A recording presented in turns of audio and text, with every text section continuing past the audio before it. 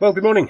Today I'm not working on a job at all because I've had to cancel it. Instead, I'm going to be driving up to Ingleton to see Aaron at Q Services because I need a major repair doing. But it's more than a repair.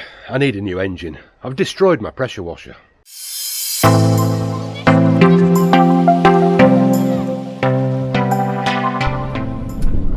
What's happened? Well, stupidity is what's happened. I was working on a job yesterday, starting the machine up, and I thought that the pull start didn't seem right. There didn't seem a great deal of resistance to it. But anyway, after a couple of goes, the engine started up, and I carried on doing my work. So I stopped for a bit of lunch, let the engine cool down, and then topped it up with fuel, ready to get started again. I was nearly finished actually. I probably only had half an hour's work to complete. So I went to start the engine up, nothing. Pulled it 4 or 5 times. Dead as a doornail. I thought, I bet it's low on oil. These Honda engines have got a low oil sensor which prevents the engine starting if your levels are too low. So I got some oil out of the van, but I realised that there wasn't a great deal in there. I poured it out, measured it, it's about 100 millilitres. So I thought, well, let me put that in, see if that tricks the sensor into starting the engine. I haven't got long to go, get the job finished. When I get back home, do a full oil change. So I carried on, got the cleaning work finished. I'm about to start rinsing down and the engine just cuts out and stops. I thought, that's not good. Went to have a closer look, pulled the handle, absolutely locked, solid, nothing at all.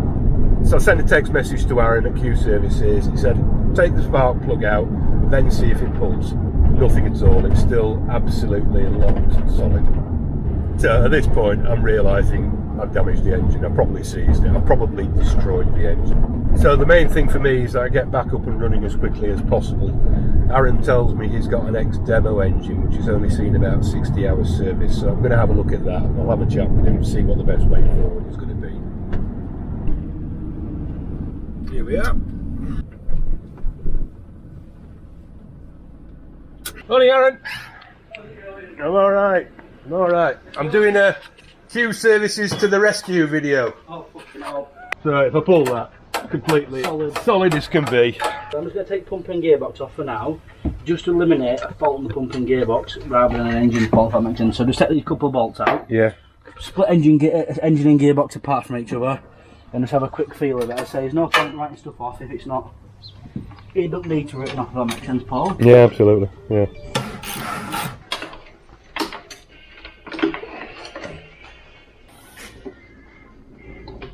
So how's it at it, Aaron? And pump and gearbox are off, and it still seems solid. So I'm guessing somewhere inside the engine itself, deep down, there's something on somewhere. So we'll probably take spark plug out, just make sure there's nothing stupid before we go writing it off. But spark plug's out now, and it still seems solid.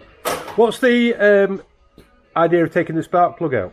If it gets tipped upside down, oil, fuel will go into into the chamber where spark plug is, so it can't compress itself, so it sees solid if you will do. I see. So the idea is, if it has been upside down, if it has hydraulic, if you take out the spark plug and it pulls it over fine, you know that you've got an engine. You know that inside the head itself, take all the head out, new gasket on there, clean it all out, dry it all up.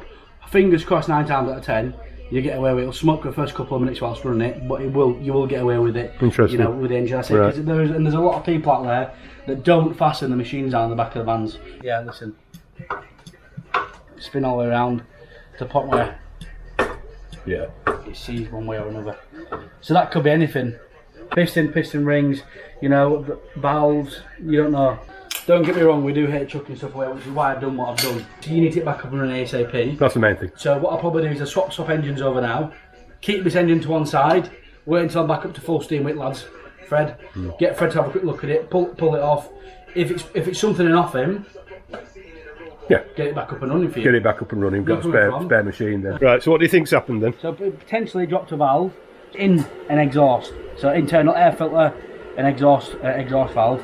What's probably happening, it probably dropped one of the valves, probably bent one, which hopefully, if it's not done any damage to your piston, the top of the piston, you'll get away with it. Just putting okay, alright. Get away with it. If it's damage to your piston, that's it. Yeah. Right. It's not it's an engine, somebody will happily repair that. But in terms of the cost of repairing it, because people use non-genuine. Yeah, sure. You can go to other suppliers, other people, and you'll you know, go down the non-genuine route. You know, as a rule of Q services, we don't use non-genuine parts. Pay that bit more, you get your good quality. That's, you know, we are a big believer in that. Fresh mounts into your core, fresh shockers. Get it all squared up again. You're lucky, Paul, because first come, first served. I've got someone coming up, they're going to get back to me on a second-hand unit. So I was going to put this on there. It doesn't look very second-hand.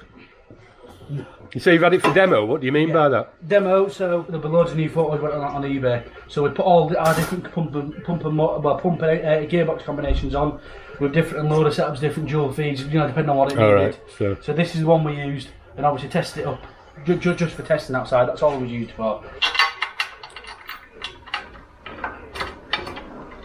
Got any more jobs on today, Paul, or just this one? I had a big job on today which I've cancelled. I've got a bit of a backlog actually because we've had all this rainy weather now. Yeah. I've had several dry weather jobs which are on hold. Yeah, I mean, yeah, it's all the same. So it's difficult managing it actually. You've got to leave gap days in your diary. Yeah, for stuff like for catch-up work and re-sanding and. That's right. I mean, there's always work coming in, so you're not like you're going to go a day without doing it, you know. But I think just keeping that little bit of slack in your diary is important. You know, that's why I always say, as you know, if we didn't fit you in today, what happens? One thing from you, you'll lose another day's work tomorrow whenever you can get in.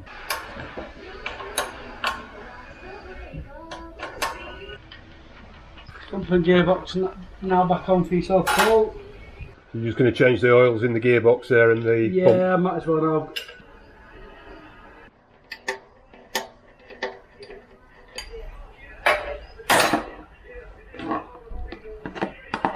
Nice and clean is that one, Paul? Should definitely do an oil change that, Paul. What's here for another 20 years now, Paul, eh? Yeah, I bet, till I break something again. No comment.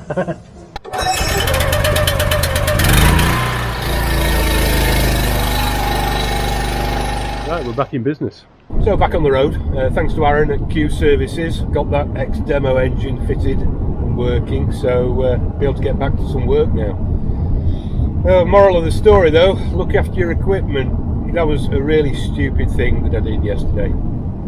Obviously I should have had the machine in better condition anyway, should have been serviced more frequently. But carrying on with the job when I knew that the oil was already very, very low was pretty dumb. And expensive as well. Yes, I'll be saving a little bit of money because I've got an ex-demo engine, won't be full retail price. But, you know, there's labour fees to take out the old one, refit it, service it, change the oils and so on. It all adds up. I think another thing that needs bearing in mind as well is the importance of choosing your suppliers. The reason that I chose Q Services in the first place is that they're less than an hour's drive from where I live, and well, that's really paid off today. I've been able to just turn up at really no notice at all, get really good service. That's worth a great deal, that's worth a lot.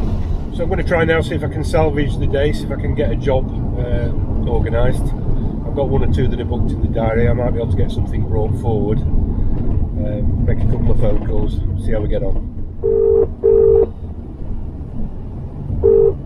This is the Vodafone voicemail service. Please leave a message after the tone. Good afternoon, Mike. It's Paul from JetReady. My schedule has changed today, and I'll be able to come and make a start.